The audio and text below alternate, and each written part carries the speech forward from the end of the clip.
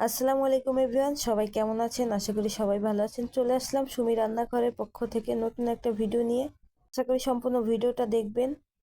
যদি ভিডিওটা ভালো লাগে অবশ্যই চ্যানেলটা সাবস্ক্রাইব করতে ভুলবেন না, লাইক কমেন্ট শেয়ার করে পাশে থাকবেন। চলুন মূল রান্নায় যাওয়া যাক। আজকে আমি গরম গরম স্যুপ বানাবো। এখানে যা যা উপকরণ লাগছে দেখিয়ে দিচ্ছি। এখানে গোলমরিচ, সয়া সস, টমেটো সস, 2টা ডিম ব্যবহার করছি, কর্নফ্লাওয়ার, রসুন, পেঁয়াজ কলি, ধনিয়া পাতা, গাজর, 3 কাঁচামরিচ। রসুন, পেঁয়াজ কলি, ধনিয়া পাতা, কাঁচামরিচ আমি সবগুলো কেটে নিচ্ছি, সাথে গোলমরিচটা গুঁড়ো করে নিলাম। একে একে সবই উপকরণ দেখিয়ে দিলাম আপনাদের। চলুন রান্নায় যাওয়া যাক। আসলে এরকম স্যুপ খেতে কিন্তু সবারই ভালো লাগে। যদি বাচ্চারা দেখে যে বাসায় এরকম হচ্ছে রান্না, তাহলে কিন্তু ওদের মনই বসবে না। আমার মেয়েটা এরকমই করে। এখন আপনাদের বাচ্চা কেমন করে জানি না। আর যদি এই রেসিপিটা বানান বাসায়, তো ছোট বড় সবাই কিন্তু খেতে পছন্দ করবে। এখানে রসুনটা আমি হালকা তেলে ভেজে নিচ্ছি, এর মধ্যে টমেটোটাও ভেজে দিলাম। টমেটো ভাজা হয়ে গেলে এখানে একটু গাজর দিয়ে দিলাম। গাজরটা আপনারা অপশনাল, দিলেও দিতে পারেন, না দিলেও না দিতে পারেন। ধনেপাতাটা একই, তো আপনারা চাইলেও দিতে পারবেন, এটা না হলে না।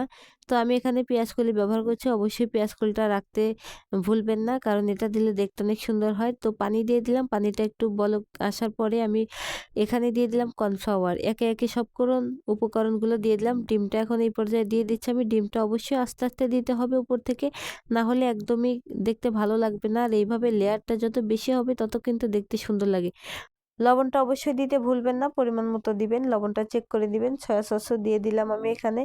এই তো ফাইনাল লুক এমন হয়েছে। আপনার চাইলে আর একটু ঘন বা পাতলা রাখতে পারেন, সেটা আপনারা দেখে নিবেন। তো এই তো রান্নাটা শেষের দিকে। ভিডিওটা কেমন লাগলো? যদি ভিডিওটা ভালো লাগে অবশ্যই ফলো দিতে ভুলবেন না, লাইক কমেন্ট শেয়ার করবেন। আলহামদুলিল্লাহ, দেখতে কিন্তু অনেক সুন্দর হয়েছে। তো চাইলে কিন্তু আপনারা সন্ধ্যাবেলায় এরকম একটা রেসিপি বানাতে পারেন। আপনাদের বাসায় বাচ্চারাও পছন্দ করবে, বড়রাও খেয়ে কিন্তু তৃপ্তি পাবে অনেক। এটা আমি সুন্দর মতো পরিবেশন করে দেখিয়ে দিচ্ছি আসলে কেমন হয়েছে। আপনারা দেখতে পাচ্ছেন, দেখতে কিন্তু মাশাআল্লাহ অনেক সুন্দর হয়েছে। আসলে বাসায় কিছু বানিয়ে খাওয়ার মজাটাই কিন্তু আলাদা।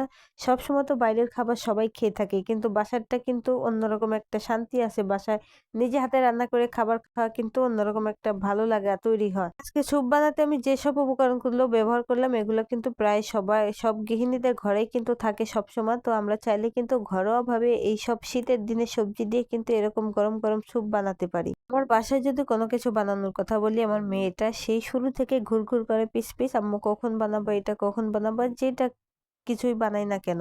তো গাজরটা দেওয়ার কারণে কিন্তু কালারটা এত সুন্দর আসছে। যদি আপনারা না চান তাহলে সাদা সাদা রাখতে, গাজরটা একদমই স্কিপ করবেন, গাজরটা না দিলেও হবে। তো এখানে আমি দিয়েছি একটু কালারটা এরকম হওয়ার জন্য, লাল লাল হয়েছে, অনেক ভালোই লাগছে আমার কাছে, খেতেও কিন্তু মজা হয়েছে। আপনারা অবশ্যই লবণটা পরিমাণ মতো দিবেন। সয়া সসটা খুবই সাবধানে দিবেন যেন তেতো না হয়ে যায়, তেতো হলে কিন্তু একদম খেতে ভালো লাগবে না। তো আজকের রেসিপিটা কেমন লাগলো? যদি রেসিপি ভালো লাগে অবশ্যই ভিডিওটা লাইক কমেন্ট শেয়ার করতে ভুলবেন না। আজকে ভিডিও এই পর্যন্ত, আবার নতুন কোনো ভিডিও নিয়ে আসবো। সবাই ভালো থাকবেন, সুস্থ থাকবেন। আল্লাহ হাফেজ।